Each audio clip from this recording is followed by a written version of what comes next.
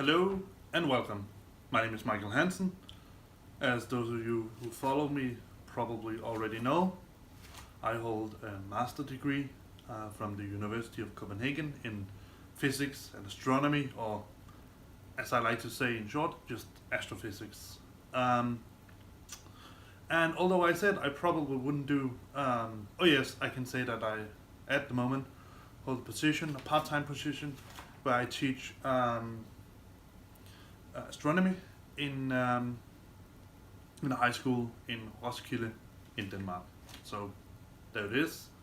I am teaching other people how to, well, how to look at the stars, essentially, how to behave and how to, I would say, enjoy the vastness of the universe as I see it, and also how to navigate in the sky and all those sorts of things. So you could say what I'm going to present to you now is sort of just in that alley. So in a video by what's his name? Eric Dubai. He's stating that well, let's just see the video and then we can talk about it. Shall we? All right.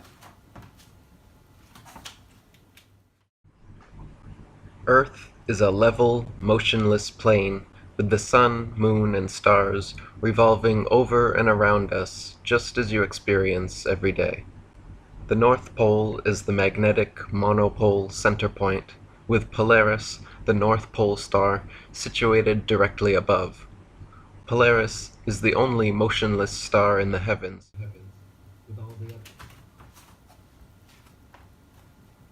The only motionless star in the heavens? No.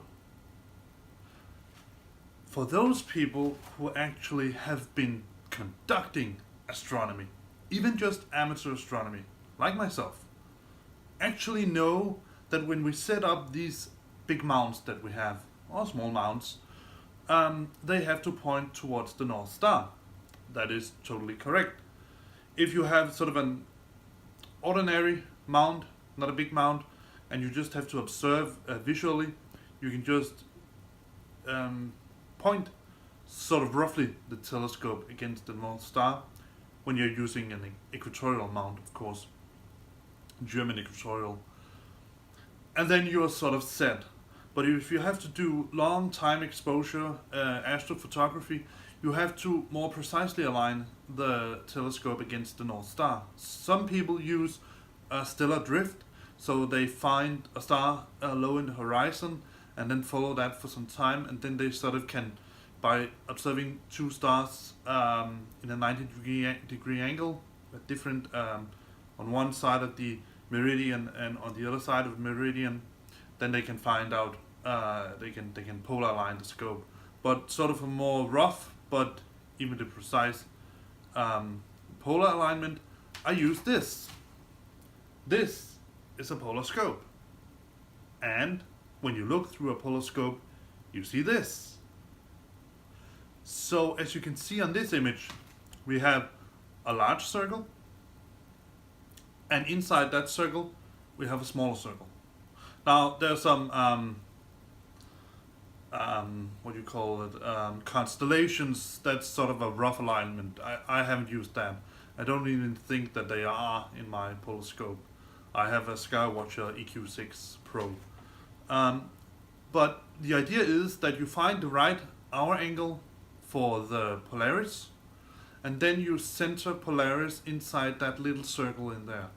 When you've done that, you have polar aligned the scope, but the North Celestial Pole, that is the area that Earth is spinning around.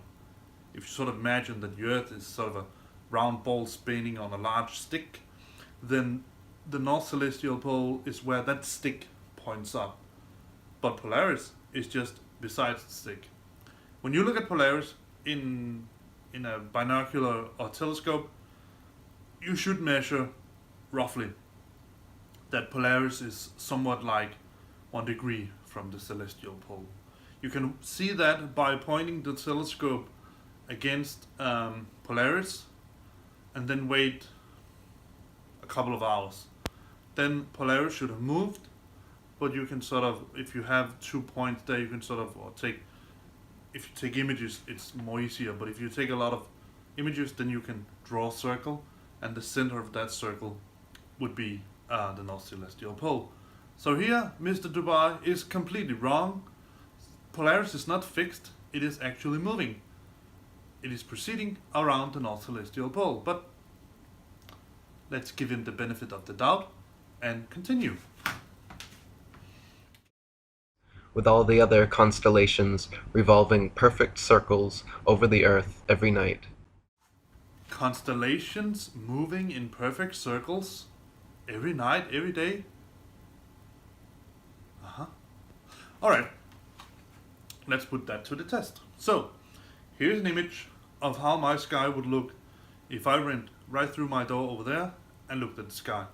This is sort of an atlas of all the constellations and all the stars you can see here with me. Now let's fast forward that to February, which you can see here, and you can see that's not the same, right? Up here in the corner you could see Orion, but if you could look, if you remembered from now, you can't see Orion right now. Orion rises much later. And why is that? Well, according to Mr. Dubai, but I can explain it. So, the Earth is revolving around the Sun, and the Earth is tilted. So, if you imagine that where I stand, you could sort of draw a line through the Earth, which would be my horizon.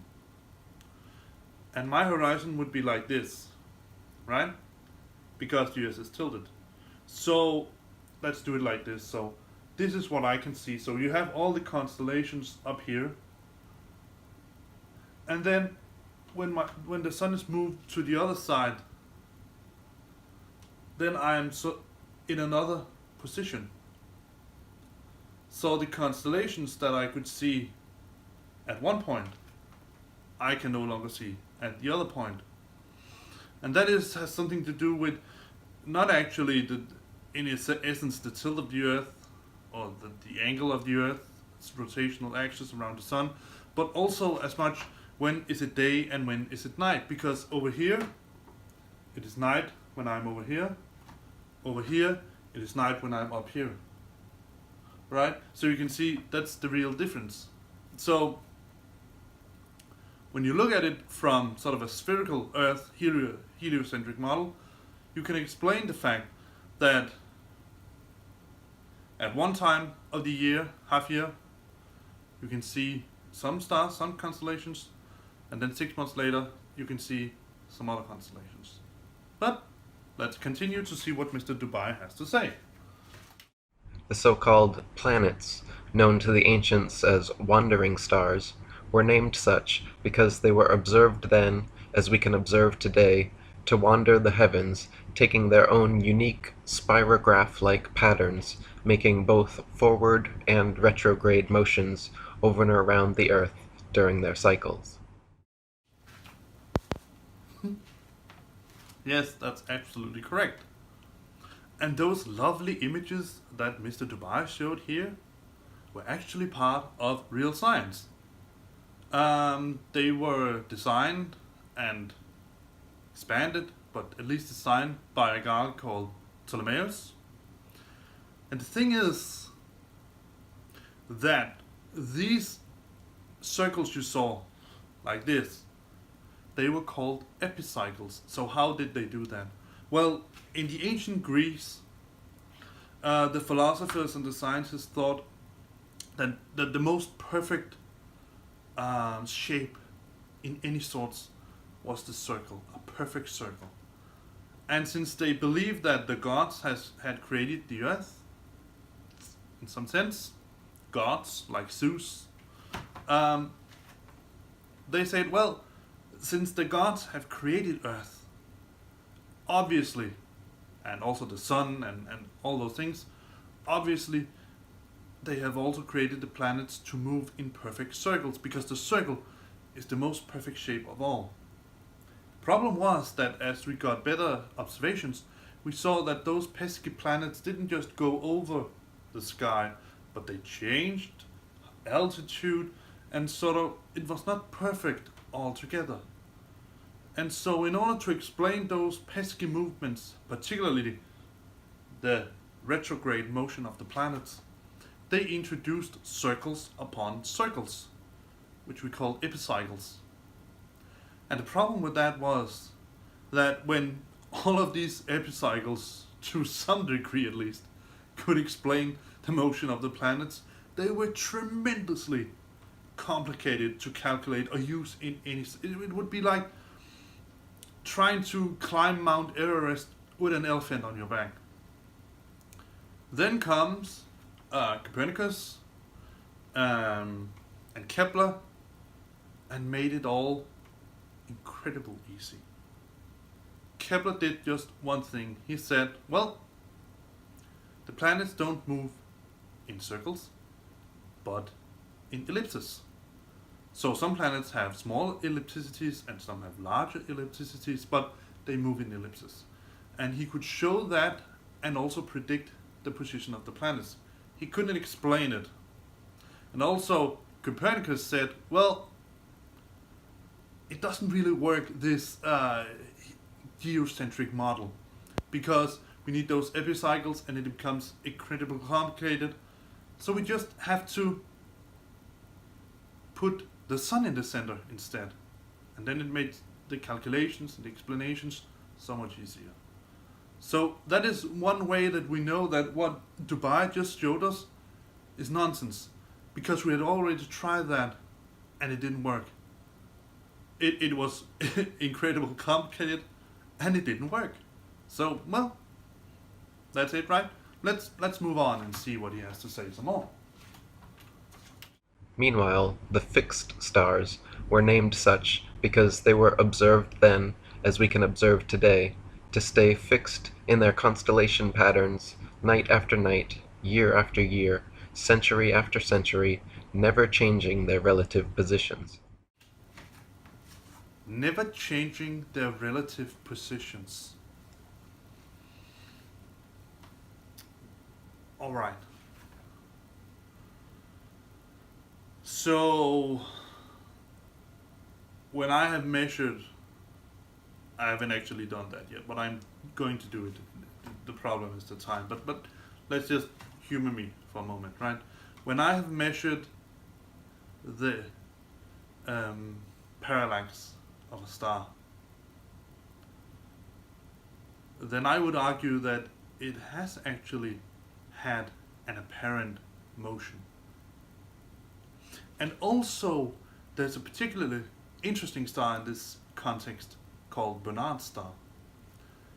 And not only is that relatively close, so you can actually you can actually measure the parallax of it, but more interesting is that it is actually moving. It's like going through space. You can see that because a parallax motion of a star, again, you take an image of a star at some point in time. It could be, for example, tonight. Then you wait 6 months when the Earth is on the other side of the sun, and then you take an image of that star again, and then you can see, if you compare it with the background stars, that this star has shifted just a tiny bit. But when you make these parallax measurements, let's just say I take an image now, wait 6 months, take an image, wait 6 months, take an image, and so I do this a couple of times. I would see sort of, if I exaggerated, the star goes like this on every image. But Bernard's star is here, next image it's here, next image it's here, next image it's here. So it's moving through space. It has a velocity of its own. It's just not an apparent motion, it actually has motion. So, no, Dubai, you're also incorrect here. Let's continue. If Earth was truly a tilting, wobbling, spinning space ball, as NASA and modern astronomy proclaim, rotating 1,000 miles per hour on its axis, revolving 67,000 miles per hour around the Sun, spiraling 500,000 miles per hour around the galaxy, and shooting off several million more miles per hour through the universe, the star patterns would never look the same 2 nights in a row, let alone be fixed in exactly the same constellations for thousands upon thousands of years. Alright. So what dear Mr. Dubai has to learn about in this context is apparent size, angular size, and true size, if you will. So let's take this pencil that I used to stab myself in the foot several times to stop the hurting in my brain from watching this video. This pencil, as you see it now, has a true size. I can measure it. I would say probably 15, 18 centimeters, something like that. But it also has an apparent size. If I move it closer to you, the apparent size is greater or bigger. If I move it further away from you, the apparent size is smaller. You can also measure the angular size. So if you sort of decide to yourself that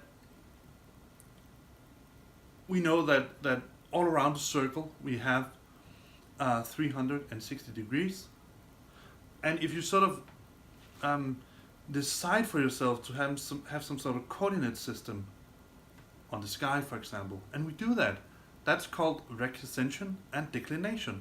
It's like coordinate systems that we have on Earth, just on the sky.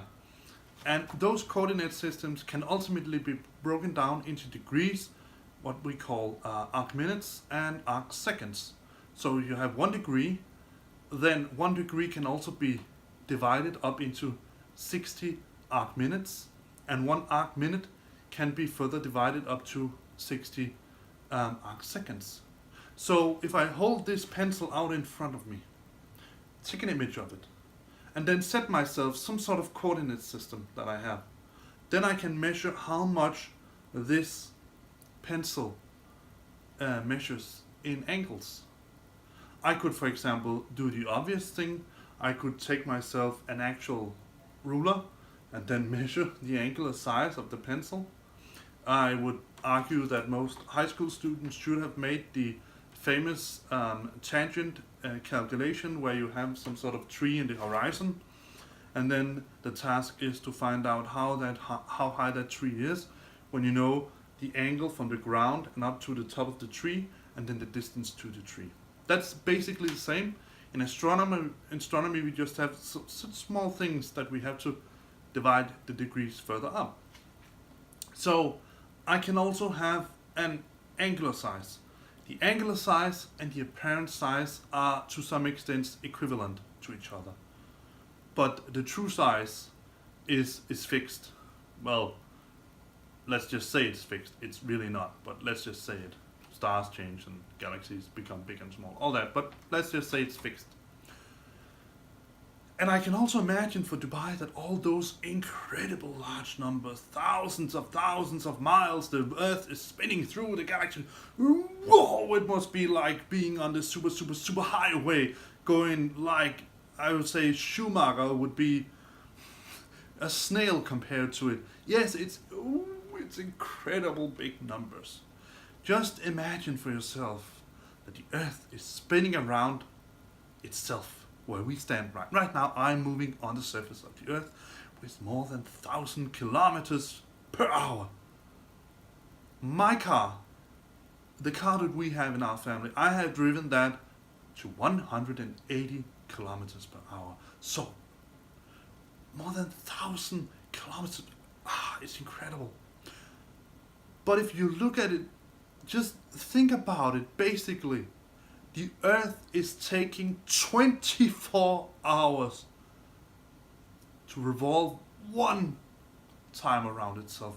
It would be like me standing like this and just say, oh my god, I'm going fast. Oh, this is incredible.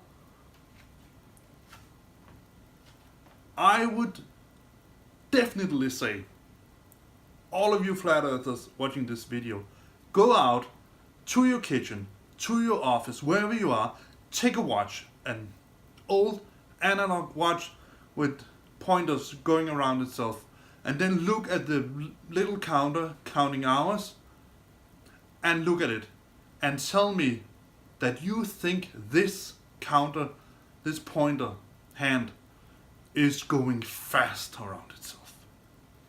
I think it's something like, in math you have sort of two ways to define the circumference of a circle. You can say it's 360 degrees, but you can also say it's 2 pi.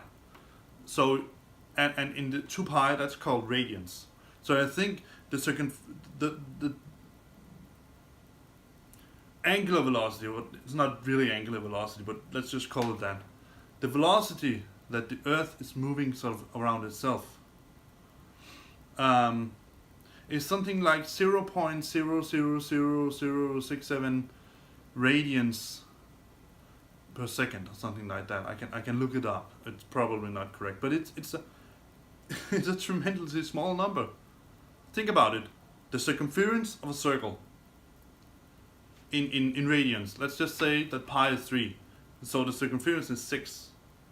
And then imagine it's moving less than half. No, it's actually less than half than 1 radian per second.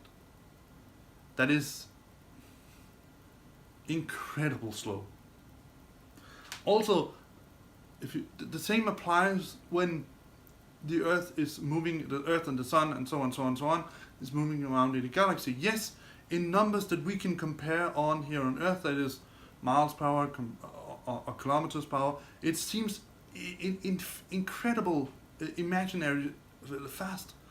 But when you look at how much the Earth is actually moving around the galaxy, I think it takes more than 10,000 years or something like that, more even than that, for the Earth to go revolve one time around in our galaxy. So it's incredibly small. Also, when we have this apparent size, you can imagine that if you're sitting on a merry-go-round, right, if you're going relatively fast around in that merry-go-round, everything around you look out will be blurred because you're moving relative to that. But imagine that you put all of those things really, really, really, really, really far away. Just incredible far away. And you didn't have anything to compare with. Now on Earth, you have you can say that even if I move the things you look at on the merry-go-round very far away, you would still have sort of something to compare with, right? And then imagine that I slow this merry-go-round down very much, because we are not actually moving that fast through the galaxy. So it would be comparatively incredibly small. You would move just a tiny bit. And if you sort of have all those things far away, and you're moving very, very slow, then you can look at those things pretty much all the time. Furthermore, all the stars that we can see here on Earth with our naked eyes are in our own galaxy. So even if we imagine that we were going really fast on the merry-go-round, the stars that we see here, the constellations that Dubai is talking about, would be sort of the same or equivalent to the people that is going around you with the merry-go-round. Yes, at some point there's some people you can't see, but the people just around you can see all the time, and they are not moving relative to you. You're moving all together. And that is how we are moving around in the galaxy. The sun and all the stars that we have are moving at the same pace around the galaxy. So that's obviously why we can see it all the time. So the changes that we have in our night sky is not because we move around the sun, not because we move around with the sun in the galaxy, but actually because the Earth is moving around the sun in itself. So that's it, right? So the thing that Dubai here is completely missing is something called distances and what do you call it, relative sizes or angular sizes and true sizes. He is absolutely correct. If the stars actually were, like he says, on a dome above us, then if the dome was spinning really, really, really fast and sort of tilted, so it would be like this, and we were standing like this, the stars would be blurry all around us. But they're very far away, so that is why we can see them all the time. Alright, but let's continue, and I'm going to stop waving this around. The reality is that the Earth and Polaris do not move, while everything else in the heavens revolves over Earth and around Polaris, east to west, like in a planetarium dome. Our Earth planetarium, however, is so vast that perspective won't allow any observer to see all the stars simultaneously from any one vantage point. We can see Polaris, Ursa Major and Minor, and other northern constellations from every point north of the equator simultaneously, but conversely cannot see the so-called South Pole star, Sigma Octantis, the Southern Cross, or other outer constellations simultaneously from every point south of the equator, because they all sweep over a great southern arc from their rise in the evening to their setting in the morning. Facing north, the stars turn counterclockwise from right to left. Facing south, they turn clockwise from left to right. Facing east, they rise in front and set behind, while facing west, they rise behind and set in front. So their apparent motion, angle, and inclination changes depending where you are on Earth and what direction you are facing.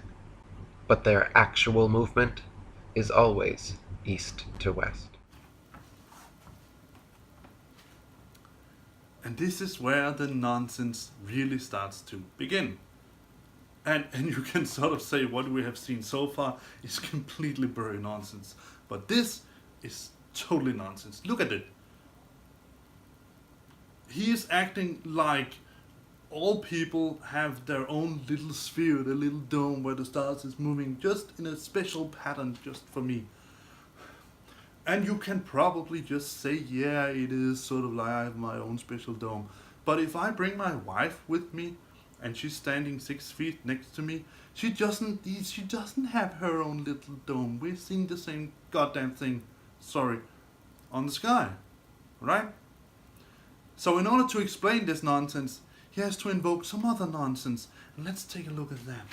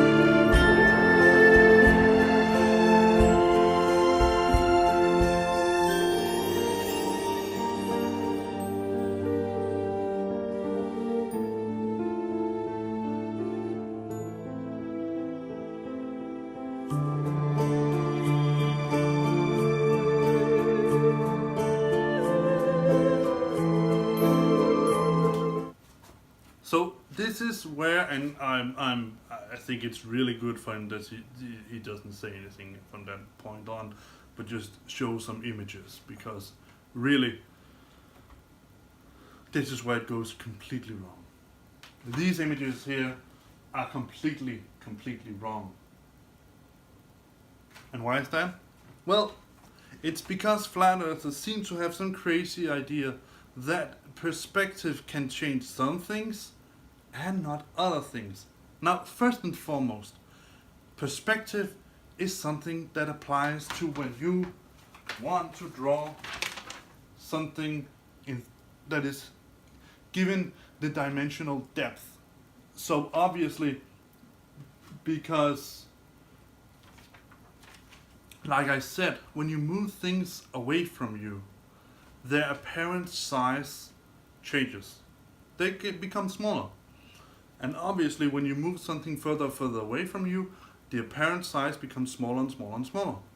Now, cameras, all people that have taken images know that cameras, telescopes, all the things that you can use to make images with have a limit, a diffractional limit where you cannot distinguish two objects from each other. Like, for example, double stars in astronomy. If your telescope is not able to, the apparent angular size or distance between two stars is less than the diffractional limit of your telescope will resolve these stars as one star.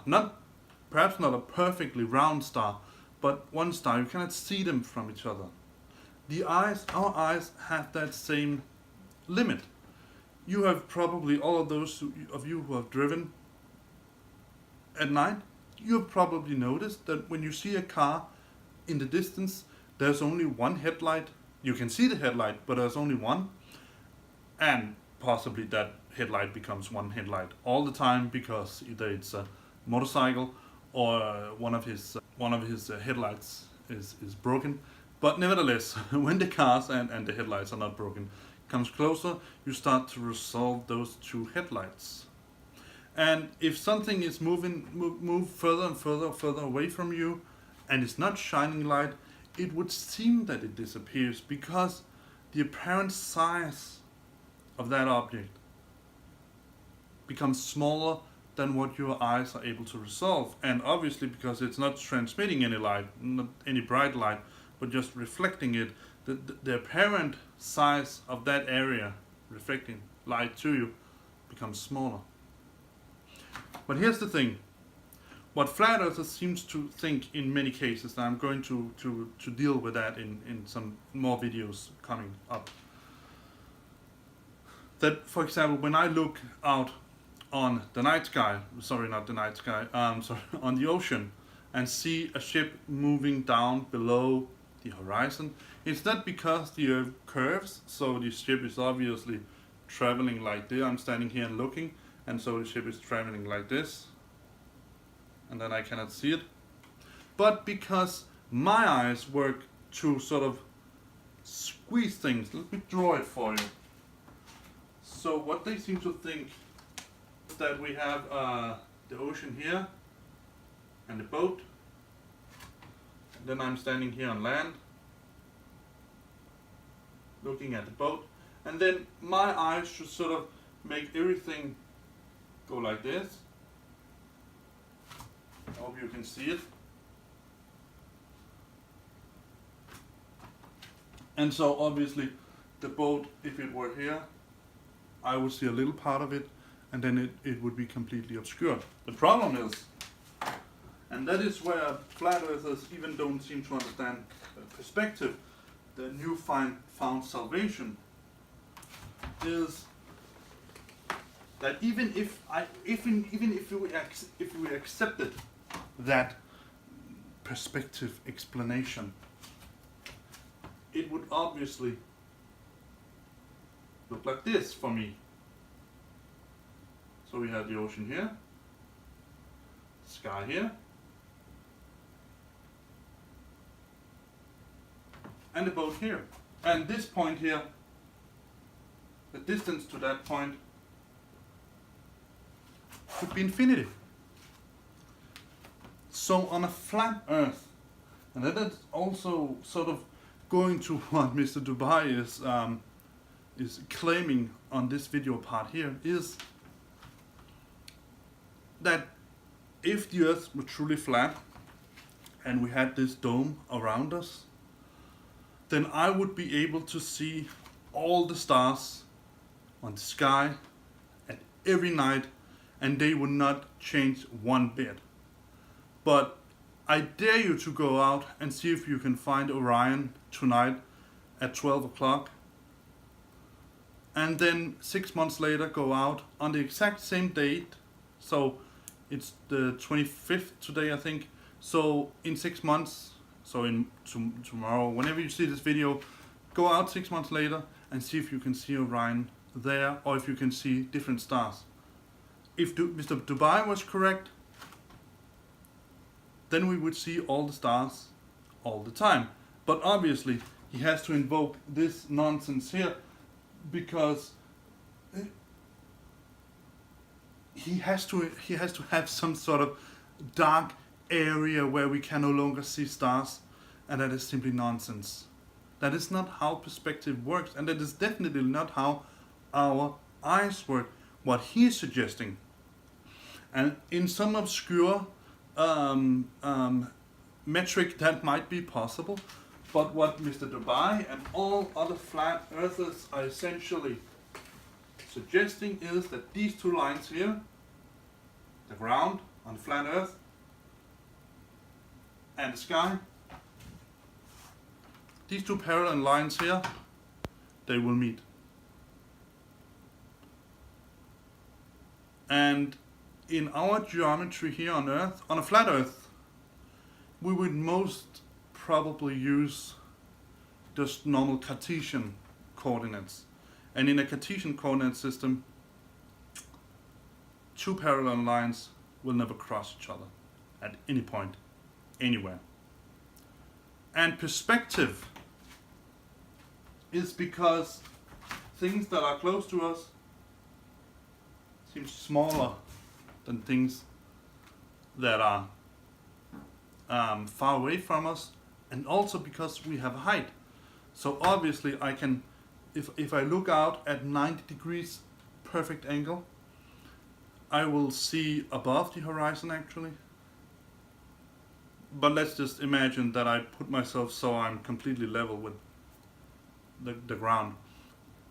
But let's just say that, right? I'm standing and looking out at 90 degree angles. Then because I can look down and see some part of the Earth, then it would seem like the Earth is rising up. And also because the sky is above me and going outward, I can sort of look up and then I can see the sky all the way out. Then obviously it would seem to me that the sky is going down towards this point in infinity. But even if we invoke this idea, even we use this idea about perspective, then it would still be so that all the things that I can look at, not just the ocean, not just the ground, but everything. If I look out over the ocean towards a ship going down or going over the horizon so I cannot see it anymore, if that were due to perspective, the ship, the surface of the ocean, the ground, the sky, all those things would bend or move in the same way because of perspective. So they are selectively using perspective to say, well, it is obscuring things because you can obviously see some part of the... No, that's not how it works. That's not at least how the eyes work. Let's see if Mr. Dubai has anything else interesting to say.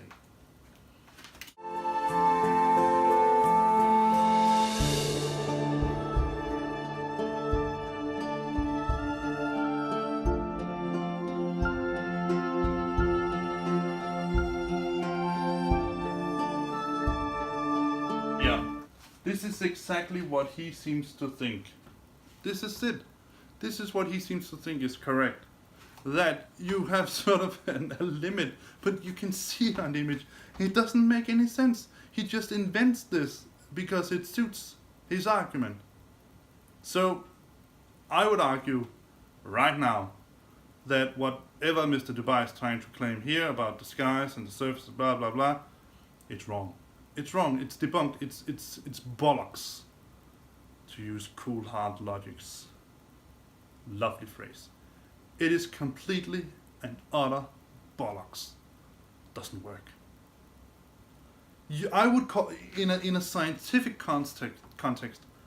I would call this an ad hoc explanation. It's an explanation that is invented to this this argument. But it doesn't hold anything. He doesn't even explain why it's so. It's just, that's how our field of view works. No, it's not. Yeah, it is. Why? Because.